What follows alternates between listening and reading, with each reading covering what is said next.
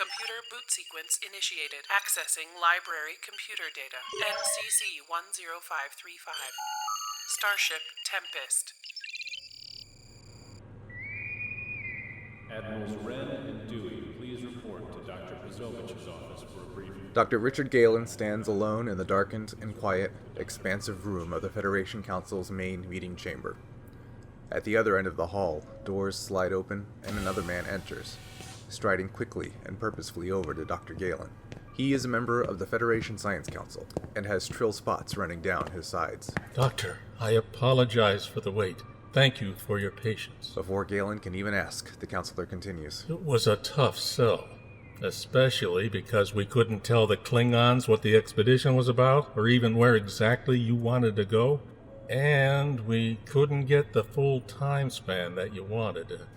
I'm afraid you're only going to have one local solar day to conduct your expedition. Both relief and disappointment wash over Dr. Galen simultaneously. But before he can say anything, the counselor carries on.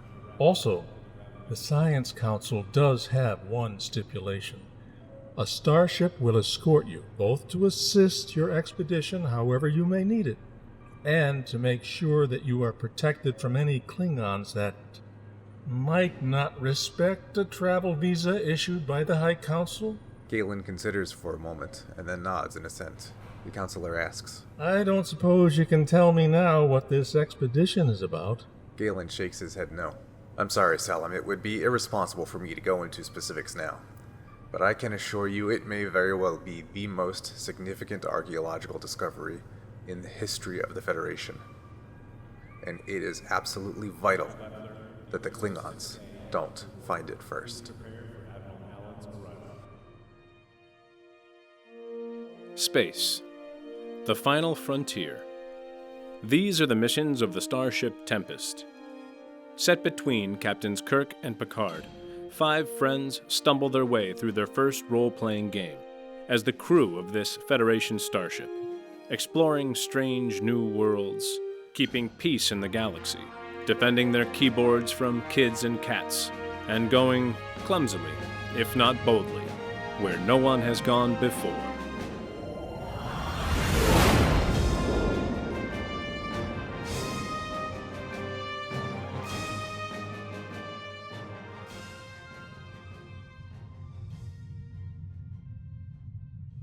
Captain's Log, Stardate 16-636.4. We are proceeding to Starbase 515, near the Klingon border, where we will pick up Dr. Richard Galen, one of the Federation's most renowned archaeologists. From there, we'll escort him into Klingon space and assist him in an expedition while protecting him from any hostile Klingon elements. These orders are coming straight from the Science Council, and not even the Admiralty knows the details. Apparently, Dr. Galen will brief us once he's on board. To say I'm intrigued would be an understatement. Yeah, essentially your mission is to help Dr. Galen and protect him, but the actual details, not even the admirals who gave you the orders know the details of this mission. They just said, go pick up Dr. Galen here, you'll take him into Klingon space, and he's going to tell you all the rest when you pick him up, and that's not even we know what's really going on here, so... That does seem curious. Curiouser and curiouser. It does seem awfully intriguing. So, unless there's anything you guys want to do beforehand, before actually arriving at the starbase and picking Dr. Galen up and having that first meeting, we can jump right into it. But if there's anything you guys want to do beforehand, let me know now. I mean, I'm a little hungry. I mean, I could eat. Do you want to go for a snack? Yeah, do you guys want to stop off and get a space burger? A space burger. I love space burgers. Should we clean up the ship a little bit? Like for guests? Yeah, we should I mean, before we have company. We should really clean this up before we have the Federation's most famous archaeologist come on board. Yes.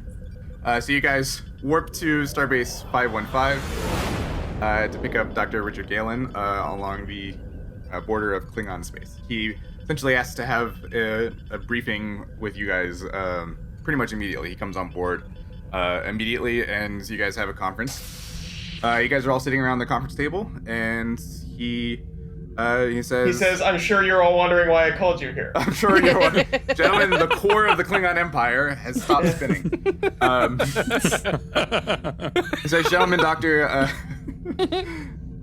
Doctor, thank you for assisting me in this expedition. I don't think it's an exaggeration to say that the survival of the Federation may depend on the success of this expedition.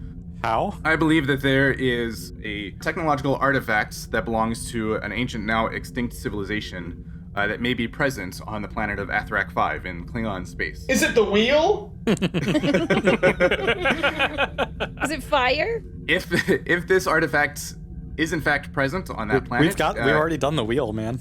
We got that one down. That's true. If this artifact is in fact present, I can look around the room and find 3 wheels right now. Yes. Brian hates but us all. the Prime Directive says that we cannot interfere with free-wheel societies. We're just get the first sigh out of the way, Brian, and we'll leave you alone, okay? Make Thank sure I'm you. still recording. Smash cut to an early society where like a log falls over on its side so you can see the cross section and you just see like this spark of imagination. Oh my god. There's a very slow, dramatic zoom in on the caveman. In the background, everything is made of squares and triangles. all the trees are rectangle shaped. So like all of these logs have been falling down for ages into society, but until now this was the only circular log to fall. And then two days later, you see that same Cro-Magnon type man fashioning a warp nacelle out of that log. We'll end up doing this for an hour. All right. Okay. Waiting on you, Brian. Dr. Galen believes that there may exist an artifact from an ancient, now extinct civilization on this planet in Klingon space. And that this artifact, if it is in fact present, and the Klingons were able to retrieve it before you were, and they were able to make it functional again, they would be able to use this piece of technology to penetrate every Federation line of defense that there is with one single ship, and without that ship ever even needing to slow down. So, obviously, based on this possibility, it is absolutely vital that you guys retrieve this piece of technology, if it does in fact exist, before the Klingons do. So, Dr. Galen, is this an engine we're talking about here, or what exactly do you think this thing is? Is it bigger than a bread box? He pauses for a second. He's thinking about what he wants to say next, and finally he says, I believe it is a piece of technology that is capable of disabling any other piece of technology that it comes into contact with. Essentially anything that has computer element or programming element. Yes, from a highly advanced civilization, but one that is now extinct. So an EMP? Because we figured those out too. Oh, sure, yeah. Like in Ocean's 11. Something distinct from an EMP, that this piece of technology can corrupt Software. the computer systems or technological systems of other pieces of technology. Mm-hmm. Magnets. So yeah, how do they work? So Essentially, you could theoretically install this on a ship, and any other ship or space installation that this ship came into contact with, it could disable essentially immediately and effortlessly. Yikes. do we have any citation biologists on board? I'm just thinking off the top of my head. Do you think that their ancient technology is the whale? It might be. Huh. Okay. The effect is somewhat similar to the whale probe crisis of the 2280s, but we do believe it's a distinct technological basis and from a different technological culture than that one. Got it. So That's what the whales So would this say. is not so much. This is not so much a relic or an artifact that will allow someone to travel more quickly, so much as if it allows, it's unstoppable once you have it, basically. This is basically Correct. just the Juggernaut. Huh. Yeah, correct. It is. Well, I just want us to call it the Juggernaut. What we fear it may be is it could be used as a technological superweapon in its ability to disable other technology that it comes into contact with. Dr. Galen, why is the Federation Admiralty not aware of this? This was first brought to attention by a colleague of mine, Dr. Ramsey. He certainly saw the potential ramifications of this. He brought it to me because he knew that I'm serving as an advisor to the Federation Science Council at the moment. The Science Council thought, and I agreed, that maintaining secrecy on this was of the utmost importance. If the more people that found out about it, the more potential that the Klingons would know the details, and we needed to avoid that at all costs. I brought this to some of the Federation science counselors I have strong relationships with. They, in turn, asked the diplomatic corps to negotiate the requisite travel permissions with the Klingon High Council that we needed.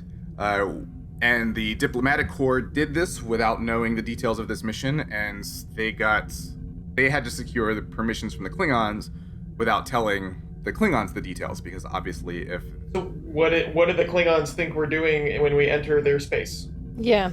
They know we're conducting an archaeological expedition to a planet in the Kareth sector. Well, I'm sure that will satisfy them. Yeah, sure. That's I left my car keys on this planet. Can I pick them up? Oh wait, is the ancient technology the car? It's the car. Yeah. Fortunately, The car or the keys? Automobile? Fortunately, the Klingons are not as intellectually curious of a society as we are. However, That's actually an unfair stereotype. There are plenty of scientific thinking Klingons. well, the planet was first surveyed almost a century ago, and fortunately, they have never conducted a follow-up survey. Because of its location in Klingon space, we haven't been able to either, but now we are doing so because we feel we need to.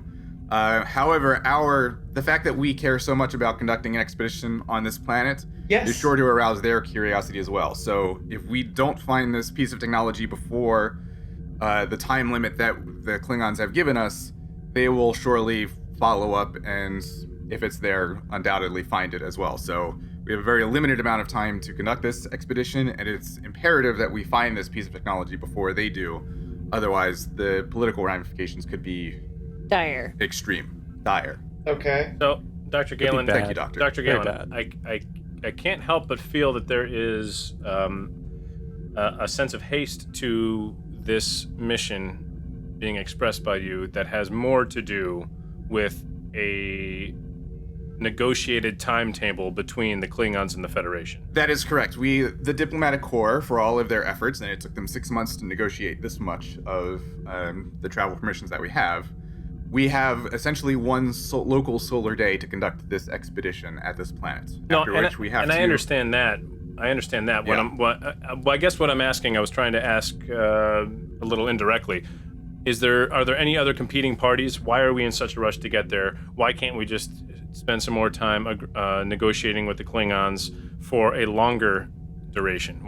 Is there anybody else that will be in competition with us trying to get to this relic? None that I'm aware of. Okay. What we've been able to negotiate with the Klingons so far is as much as the diplomatic corps believes that they are capable of negotiating. Understood. At least without telling them the specific planet in question, which is extraordinarily dangerous. So that's why we have reached this point where we have the diplomatic corps feels that they've gotten as much out of the Klingon High Council as they possibly can. Did the Klingons know it's the Tempest coming? I don't believe so. Okay. They're gonna get weirded out a little bit when it's not some science ship, funky scientific vessel, and it instead is a flagship. Like something. There's something Brian didn't consider. The Science Council did insist on a substantial vessel, a cruiser, as opposed to a small science vessel, because, quite frankly, I have a pretty significant reputation as a scientist within the Federation, and they are considerably worried about my safety. So they insisted on a vessel of the size of the Tempest to make sure that my safety was assured. Well, Can the Tempest just put on our... Can the Tempest just put on our scientist costume? Yes. You're just gonna paint the whole place, the whole Yep. ship blue. We'll just paint it. Mr. Holden, and how much can you give it a modify your holographic projector? not that much. Not that Well, much. shit. Okay. But Captain, on a completely, and I'm sure coincidental note, I seem to have received a security file for an Andorian smuggler that apparently Star Trek is looking for, or Starfleet is looking for. Star Trek is looking for. is looking for. Yeah, so I did include that security file. Like, there's no reason you guys as characters know that's gonna come up. Obviously, no, because it's I know that because Starfleet just sent out this wire that I'm relaying to the captain, Brian. Sure. Oh. Yeah. Now everyone is aware. So Starfleet Security has had reports that there is a Andorian treasure hunter operating somewhere in the area recently, but that may or may not come up. There's really no way to know. Andorians, I can handle. But go ahead, Holden. Go ahead and give your. No, that was it. I'm briefing. just saying that if you're going to send out the pre-mission briefing, we can use the information there however we want. I mean, yeah, that's a fair point. Is it? I'm just saying you have this information. I'm not saying it's possible that it's that is guaranteed that it's going to come up. Anyway, right at this moment, a independent vessel with an Andorian on board. No. Well, Weird. All right. Do you guys have any other questions for Dr. Galen before you get underway? No. I stand up at the conference table that we're sitting at, and I raise my one hand and finger into the air, and I scream out, "Science race!"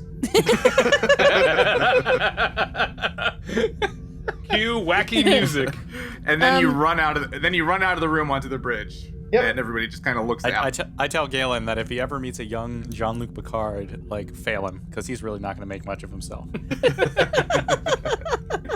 Oh, what a great segue. Okay, right. so everybody starts to head out the door, but as Maddox is nearing the door, Galen actually calls him back for a second, so it's just the two of them hanging back in the conference room for a second.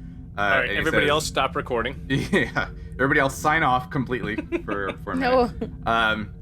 He says, Captain, given the ramifications, the potential stakes of this mission, the Science Council felt that any advantage we could engineer for ourselves would be worth the potential cost in diplomatic ramifications. And to that end, I feel you should know that we sent another starship further into the Kareth sector, essentially as a decoy to a different planet that we hope the Klingons will assume is the ship that is part of this expedition, and put their focus on that ship and hopefully buying the Tempest a little bit more time to conduct the actual expedition.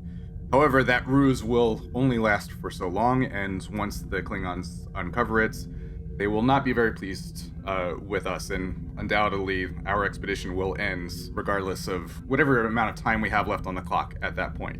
I felt So, Dr. Galen, what you're telling me is that the Federation just put a time bomb there and lit the fuse.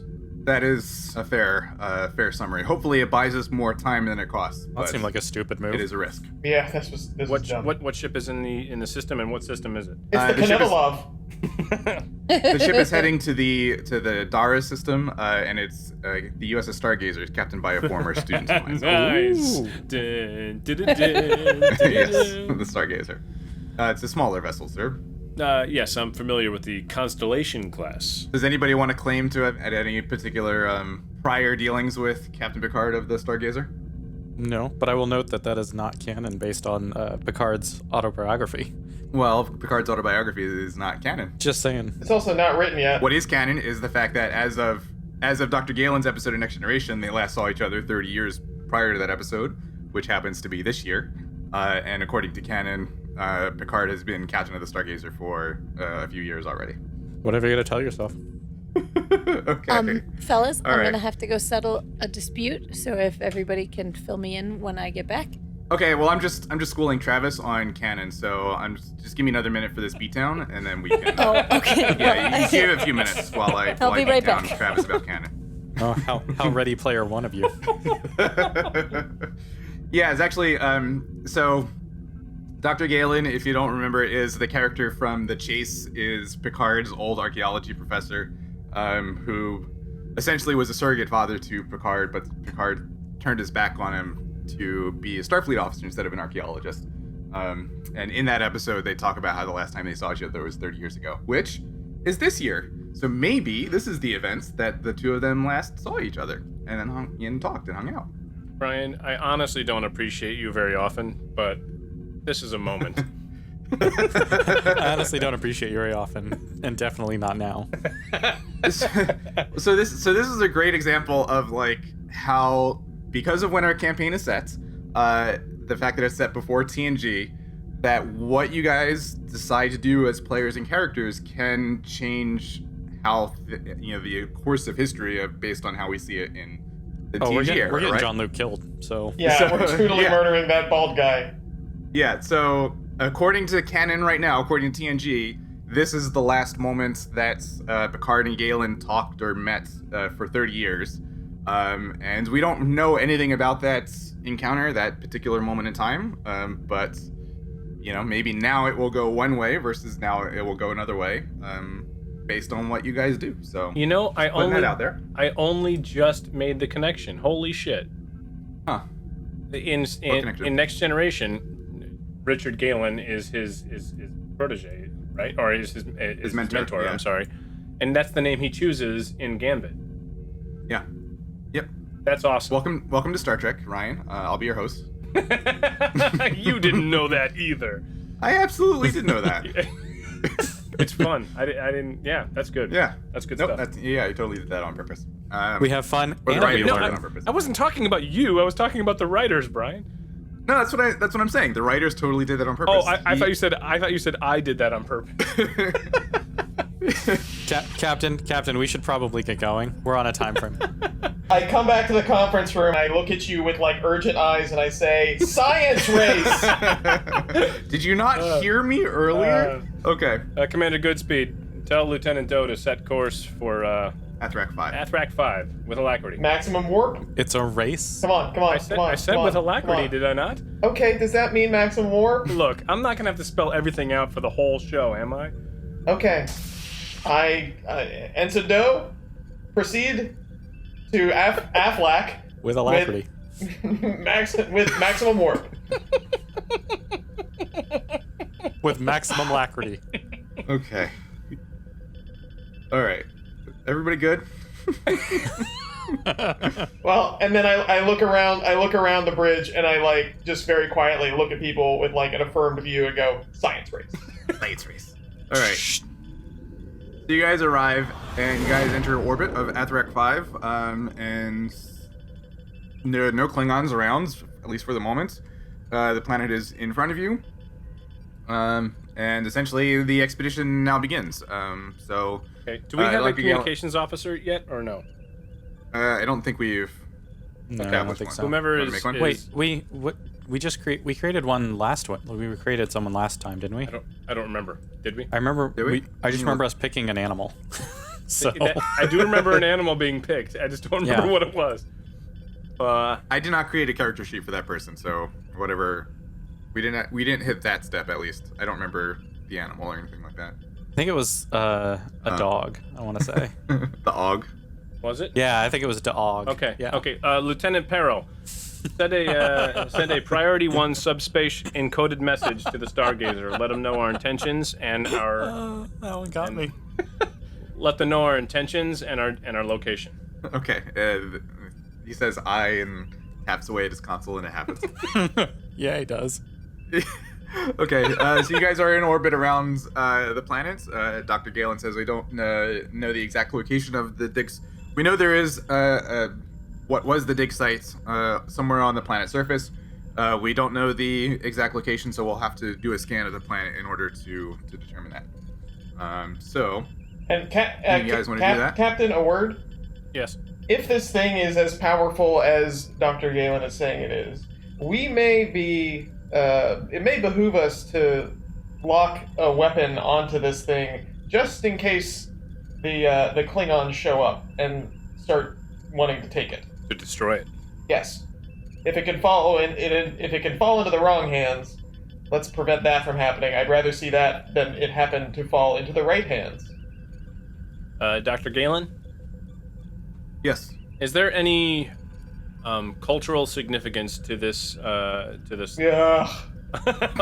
artifact that destroying it would have a negative impact on any race's religious beliefs, any karmas, anything of that nature? I'm inclined to agree with Goodspeed here, but if it's a sacred religious artifact, that's something we also have to respect and consider. Well, it would be an extraordinary find, separate from its tactical and political consequences, it would just on its own be an archaeological find of a century.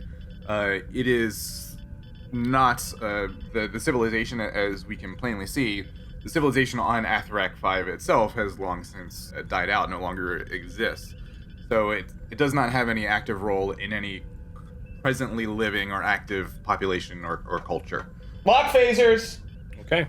Yep. However, let me reiterate just how extraordinary of an archaeological find that this would be entirely on its own. Yeah, so was the... Thanks for your input, So sir. was the Cross of Coronado, and we all know what happened there. Mr. Panther, set phasers to lock on the location that we have just discussed, and keep it locked at all times. Well, you still need to find the location. Yeah, we're scanning. We have to do the scan. Once we find it. Copy. But also, we should do torpedoes and not phasers. Whatever. I'm the tactical officer, Goodspeed. So somebody we knew Goodspeed was going to be on fire today, so let's just... Yeah, Goodspeed's having a rough day. This is going to be a Goodspeed episode. He is all about the science race. So Goodspeed, why don't we have you go ahead and do an initial scan of the planet of science and control? I don't know how good your science is. Neither do I. I'm assuming the ship can assist? Yeah, and the ship can assist with its sensors. Sensors and science? Yeah. So science and what? Control. Science and control. Okay. What's the difficulty here? Difficulty 1. And Holden, can you roll for the ship, please? Yep, I'm rolling for the ship. Okay, difficulty 1. Oof. Ah! God. Oh, jeez. 3 zeros. All right, guys. We're gonna start a land search. I'd like to meet you in my ready room. Come on, guys. And you guys go in, and he goes, "What the fuck was that about?" Oh. Come on, get your shit together. This is Dr. Galen. We really needed some team dynamics on that one. Sensors. Oh. Okay. I get it. So your sensors reveal a planet. That there are a number of weird interference signals coming from the planet, a number of different sites, where essentially there's some kind of energy field of some kind making life difficult for your sensors. And since you guys didn't roll terribly well, you can't really distinguish one disturbance from another. All right, I guess we're gonna have to carpet bomb the entire planet. That's the only logical solution. We're gonna pause. I'm gonna see if Tara needs help. Hang on. Okay. My guess is that we just take an away team down and scan from the planet so that we're inside of the power, the interference. Goodspeed. How many different spots are there? We'll say 4. Okay. All across the planet. I say each of us takes an away team with 3 NPCs, and to make it maximally hard for Brian. I'm in. And then whoever finds the most interesting spot, report back. All right.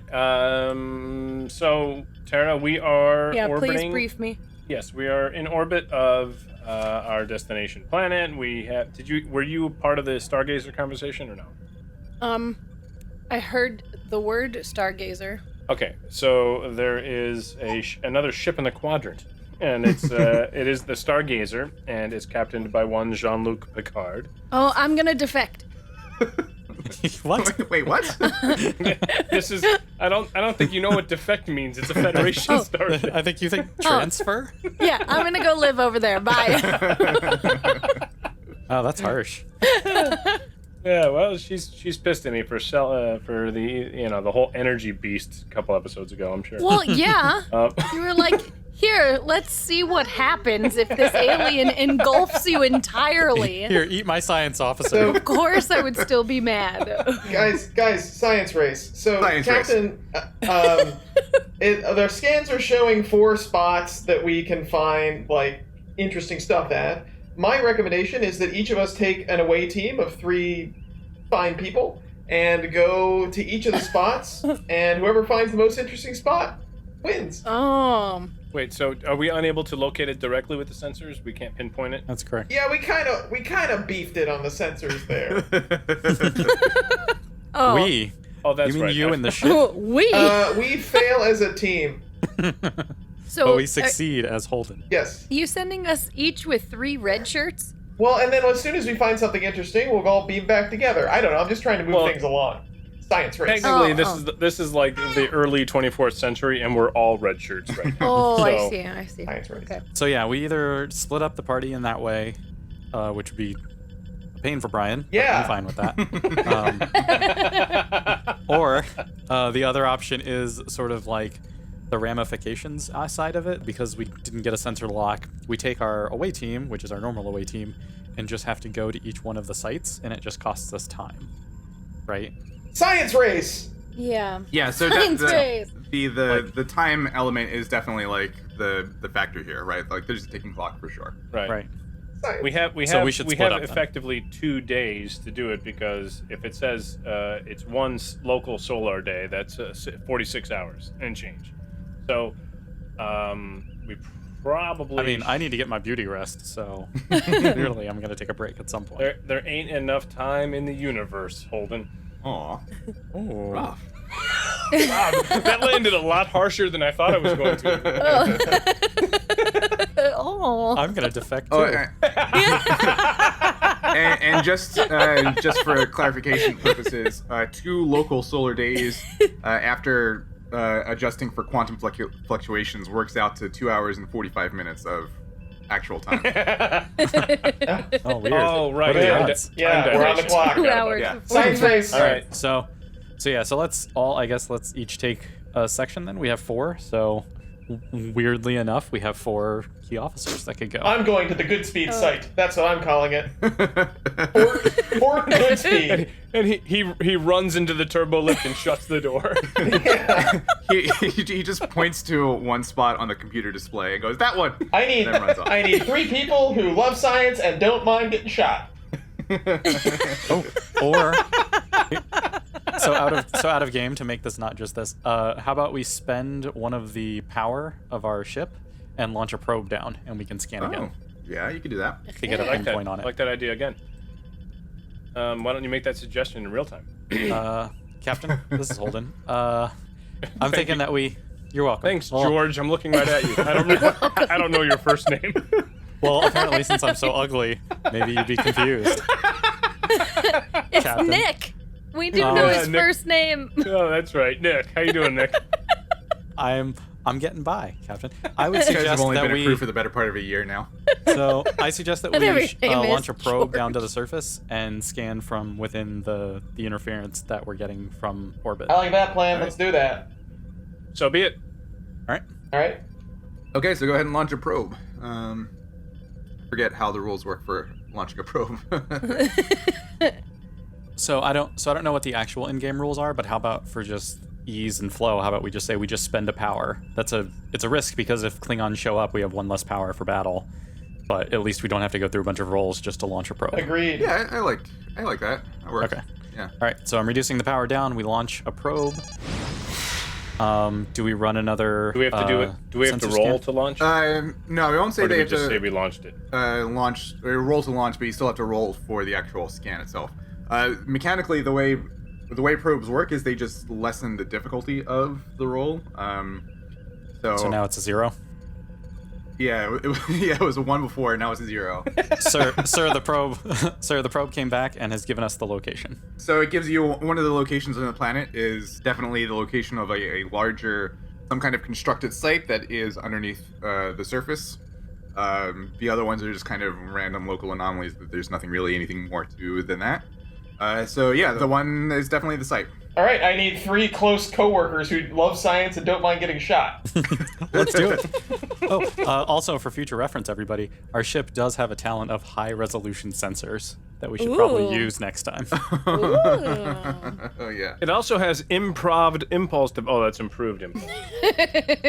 Improv. Okay, we need a place and an occupation. we need a sector and a quantum resonance frequency. Go. All right, I'm gonna say that archaeological site and us. Let's do that. All right. Holden, Goodspeed, Teal, you're with me. Let's go. Okay. Let's go, Captain. So the We're in.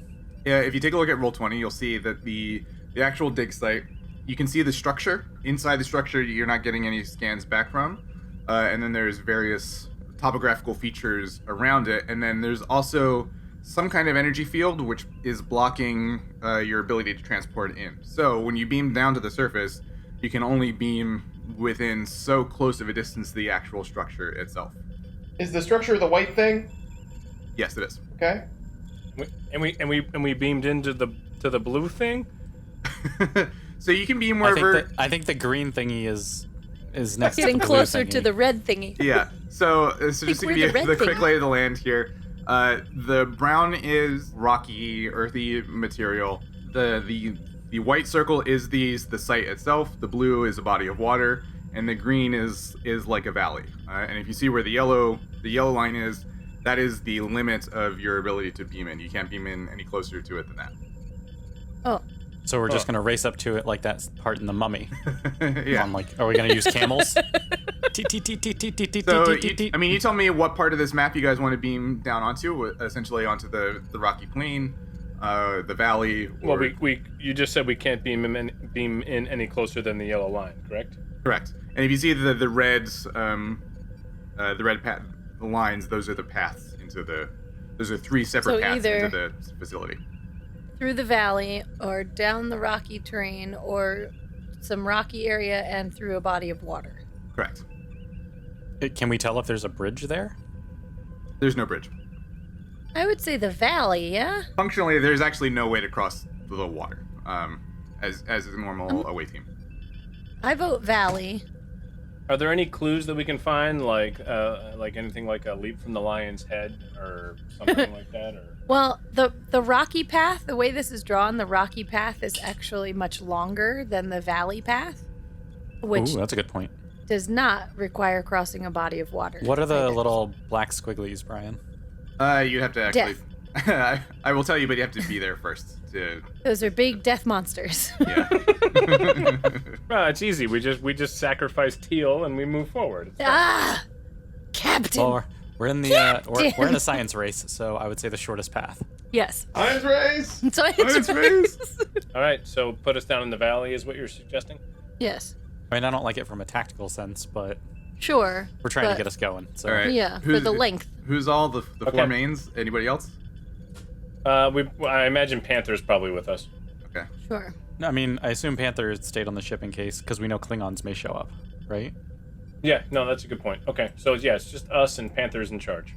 So Okay. I want to toss out one idea and get a read of everybody's. Is Okay. like we've joked about the idea of the Lieutenant Mayfly. I like the idea of him being our essential red shirt because if he ever dies, we can just say there were Ooh. 1,000 of his larvae back on the ship. I love it so much. All right, so Mayflower is All our right, so the the- resident fifth Yeah, wheel. Mayfly's with us. Okay. Let me pull up a quick character sheet for him. Operations.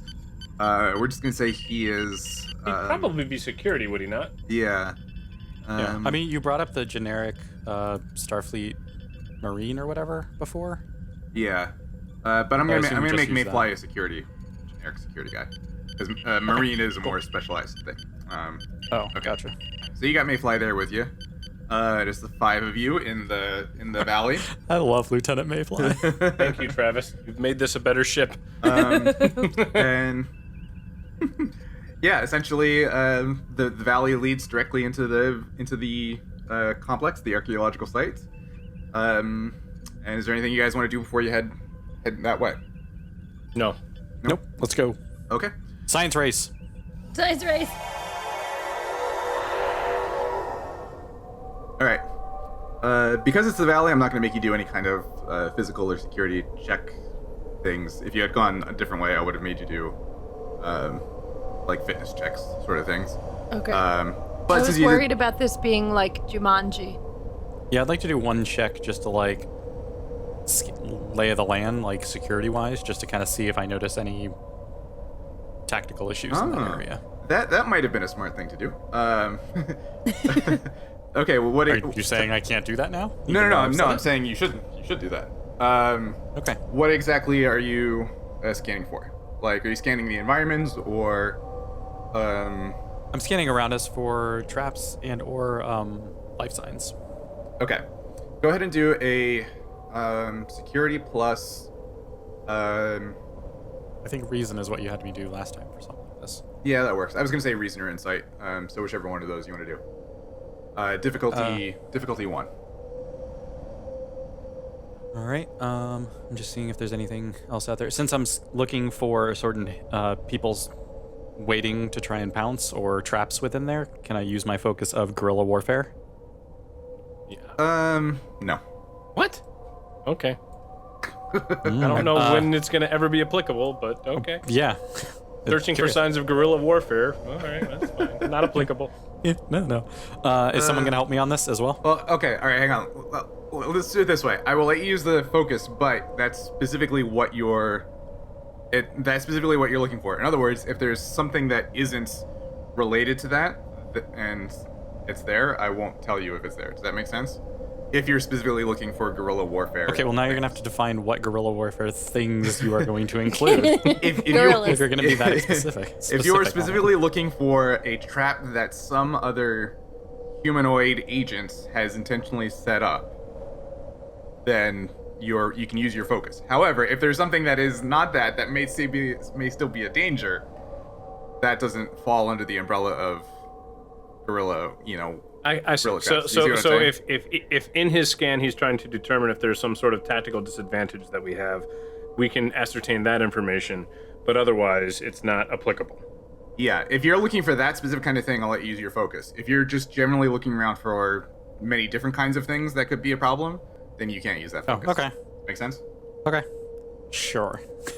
Okay. Sure. That's fine. Okay, yeah, so I'm gonna go ahead and do that, and we're still full up on momentum, yeah? Correct. Yes. And it's a difficulty, you said 1? 1. Alright, I'm just gonna do it. And 3 successes, so we're fine. Okay, did you use the focus or not? No, I did not. Okay. We should state that before we roll, but that's fine. Yeah, it's fine. Sorry, it's clicked no on my sheet, so Yeah, you can still see it okay. technically. Okay, so 2 things come back in your scans. One, there is a ship of some kind nearby outside the valley. See where that blue dot is? There's some kind of a ship there. And further in front of you, further up the valley, is a large creature of some kind that essentially looks like a gorilla, but Are we in Congo? 3 times the size of the gorilla. Did you make us in Congo, Brian? Yes, this is the planet Congo. The planet Congo. So Brian, let me be clear on this. You didn't let Holden use guerrilla warfare. Yeah. No, I know this is coming. He was searching for signs of guerrilla warfare, and what he found specifically. Go ahead, get it out of your system. Go ahead. What he found specifically was a gorilla. And you're saying it does not apply in this case. You're saying Maybe it's a monk. If on Holden's character sheet it is spelled gorilla Gorilla, then Give me a second. Yeah, Okay. then I would have let it apply. Oh, But okay. since it's Guerril. Okay. Well, guess what? On the planet Affleck, they spell it with a U. The planet Affleck. And in fact, just to be clear, this is not a gorilla. This is a Bulgra beast, which is native to the planet of Athrak 5. So it's an entirely different thing from a gorilla. It just happens to My look like. great-grandfather was a Bulgra beast. It just happens to look kind of like a Terran gorilla. How big is this beast? Got it. It's about 2.5 times the size of you guys. Got it. That's awful. Yeah, it's pretty big. It And might it's be standing friendly. between you and the entrance to the archaeological site. He's probably a friendly guy. All right, so I just sort of push Mayfly ahead of me. That's why we brought him. And then he did move him all the way next to him. Captain, I'm getting a reading of some sort of animal up front. It's fairly large. Yeah. It seems to be between us and the dig site. Let's draw phasers. Okay. I'll draw. Yep, we draw our phasers. Set to stun. Set to extreme stun. Extreme stun. Stun, comma, animal, comma, big. Okay. it hasn't noticed you yet, but if you were to move any closer, it will. Okay. Can we get Dr. Teal? Can you do a scan to see if there's any other biological life signs in the area? I'm worried about it having young. in the area. If it's Let's if be it's honest, Captain. You're I'm- worried about it having friends. I'm assuming that any life forms would have come back on my scan. Are you assuming that? I mean, I am, since I was scanning for life Okay. forms and I got 3 So- successes. So Yeah. All right. So Brian, there's only one, right? His scan only returned 1. Yes. Okay. Good enough. All right. Well, let's set to stun and proceed with caution, Okay. like moderate alacrity. like modacrity. Holding a phaser. Actually, let's So yeah, we're spread moving out. close and it's gonna come at us. So Let's clearly spread it's out. Teal, you take the northeast, and I'll stay back to the west a little bit. Are we within range of just shooting this thing? Can we just stun this thing? Yeah, If we let's don't have to, I'd rather that. not. But if we have to, we will. Okay, fine. So All right. It's gonna How about- charge us. How about the 4 of us hide? Mayfly draws his attention and runs back outside of the teleportation, the transporter area. I like that idea a lot more. So let's go ahead and just do what Holden says. Okay, Holden, tell me what you guys are doing. All right, so the 4 of us are going to sort of like duck down behind some cover, and Mayfly is gonna make some loud buzzing noises, and he's gonna draw the attention. And if the thing sort of charges him, he's gonna move outside back into transporter range. No, we were gonna do it inside transporter range. Oh, you're in transporter, okay. Yeah. The idea is that you would put us in closer, so the idea is he's gonna draw it past us, and then we're gonna get into the dig site once it passes us. Oh, I see. You're gonna try to. Okay, so. And Mayfly will run back out and then transport back to the ship. Oh, It'll just be us interesting. 4 Okay. again. Okay, Is this gotcha. a crazy Ivan? Yeah, a little bit. So. Oh, that is not where I thought you were going with Yeah, this. no, I thought you were just offering Mayfly up to slaughter. Yeah, I thought you were doing a much more Star Trek approach to this. Okay, so. This is actually a tactically good plan. So essentially, you guys are hiding, and Mayfly is going to essentially try to draw him away and beam up to the ship before the creature actually catches up to him. Is that the idea? Correct, yeah. Okay. Yep. He's gonna like throw a rock at it or something. So, Mayfly is gonna have to roll for this. let's just be clear about that right up front. Yep. So let me put Mayfly in so you can you guys can use him. Let's create Mayfly, the character, before we Exactly. do Yeah. this. Give me 1 second to actually make him. Oh, hold on, Brian. Make sure it is Mayfly, Roman numeral number 1. No, he'll be Roman numeral like 17 right now. No, but this is the first one, right? So we can right, sure. let's see how high we Well, get. we sort of mentioned him before, but We did. You're right. this is the first time we're actually using him. So yeah, Yeah. we'll go with 1. We'll call it 1. Then we also have a running total. Yeah, Yeah. exactly. Okay. So you guys should all have access to Mayfly now. All right, before we actually do the rolling and stuff, I'm gonna note that like if it doesn't look like he's gonna make it, or if he like trips and falls because he botches his roll, like we are in a position undercover to stun the beast as well, because it'll be in a Yeah. crossfire. So Agreed. Okay, so just we're. noting that. Do we have to announce that we are armed? No, you guys We have did earlier. Type 1 phasers, except for Holden, who has a Yeah. Type 2 by default. I have a Type 2. Oh, you do? Why does I the doctor do. have a Type 2? Yeah, and I have a Type 2 as well. By default, everybody but the security officer should have a Type 1. And then if you guys want to bring heavier firepower than that, then you have to use actual The gorilla. game mechanics to bring them. Okay.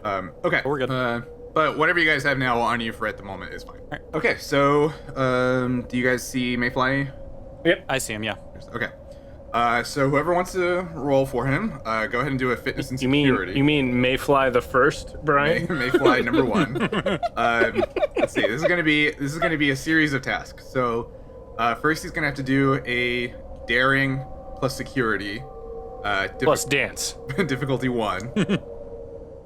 And then he's gonna have to do a fitness plus security difficulty 2. Oh dear. So who wants to roll for Mayfly?